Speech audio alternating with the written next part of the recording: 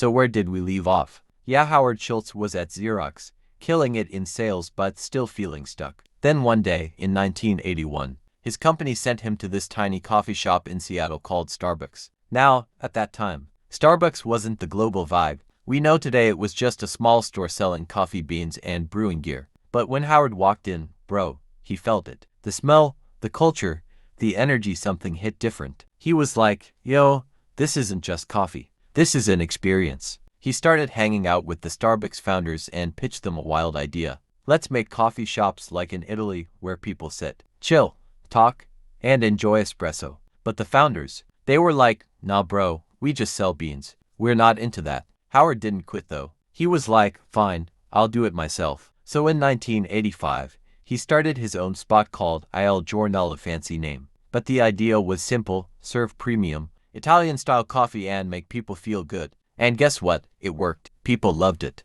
Within 2 years, Il Giornale was booming. Then came his big break. The original Starbucks owners decided to sell their company. Howard saw his shot, hustled like crazy, raised $3.8 million from investors, and bought Starbucks in 1987. From that day, he became the CEO, and the real game began. At that time, Starbucks had just 6 stores. Howard had one vision: make Starbucks a global brand, not just a local coffee shop. He focused on creating a vibe: comfy chairs, chill music, friendly baristas, and that signature smell of fresh coffee. He wanted every store to feel like a second home, and it worked big time. By the late 1990s, Starbucks had over 2,000 stores. People didn't just drink coffee anymore, they lived the Starbucks lifestyle. But success always brings problems. In 2000, Howard stepped down as CEO, and the company started to lose its spark. Then came 2008, the financial crash. Starbucks was in trouble, so Howard made a comeback. He rejoined as CEO and started rebuilding everything: better coffee,